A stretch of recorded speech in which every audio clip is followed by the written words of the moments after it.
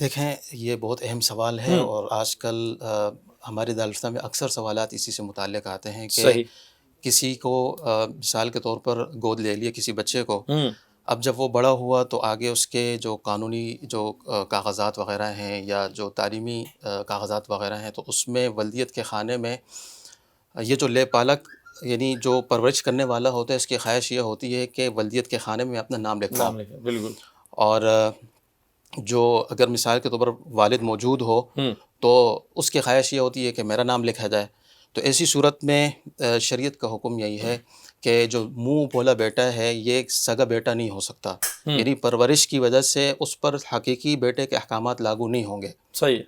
قرآن پاک میں بھی اللہ تعالیٰ نے اس کا ذکر فرمایا ہے کہ آپ علیہ الصلاۃ والسلام کے دور میں، یعنی جو آیات نازل ہوئی تھی اس سے پہلے مشرکین کے اندر یہ ایک رواج تھا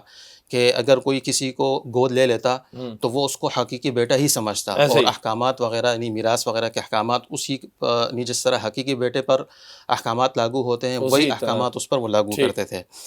آپ علیہ الصلاۃ والسلام نے بھی حضرت زید بن حارثہ رضی اللہ تعالیٰ عنہ کو اپنا بیٹا منہ بولا بیٹا بنا دیا تھا، اور صحابہ کرام پھر ان کو زید بن محمد کہا کرتے تھے. لیکن اللہ تعالیٰ نے پھر آیت نازل فرما دی کہ وما جعل ادعیاءکم ابناءکم ذالکم قولکم بافواہکم واللہ یقول الحق وہو یہدی السبیل ادعوہم لآبائہم. یعنی جو ولدیت ہے وہ منسوب کی جائے گی اصل والد کی طرف، یعنی جو حقیقی والد ہوگا اس کی طرف ولدیت کی نسبت کی جائے گی. اگر کسی کو معلوم ہو کہ میرا والد مثال کے طور پر یہ نہیں ہے، کوئی اور ہے، اور وہ اپنے حقیقی والد کی طرف ولدیت منسوب کرنے کے بجائے کسی اور کی طرف کرتا ہے، تو حدیث میں اس پر سخت قسم کی وعید وارد ہوئی ہے. آپ علیہ الصلاۃ والسلام نے ارشاد فرمایا کہ من ادعا الی غیر ابیہ وہو یعلم انہ غیر ابیہ فالجنۃ علیہ حرام، کہ جو اپنی ولدیت اپنے والد کے علاوہ کسی اور کی طرف منسوب کرے اور اس کو معلوم بھی ہو کہ یہ میرا والد نہیں ہے، اس کے باوجود وہ یہ کہتا ہے کہ میں اس کا بیٹا ہوں اور یہ میرا حقیقی والد ہے، تو اس پر جنت حرام ہے. تو ایک ہے ولدیت، یعنی صراحتاً اگر اس کی صراحت کر دی جائے کہ یہ میرا حقیقی بیٹا ہے، یعنی لے پالک کے بارے میں یہ کہہ دیا جائے کہ یہ میرا حقیقی بیٹا ہے، حالانکہ حقیقی بیٹا نہ ہو تو بالکل حرام ہے قرآن پاک اور احادیث کی روح سے. لیکن کبھی کبھار جو بیٹا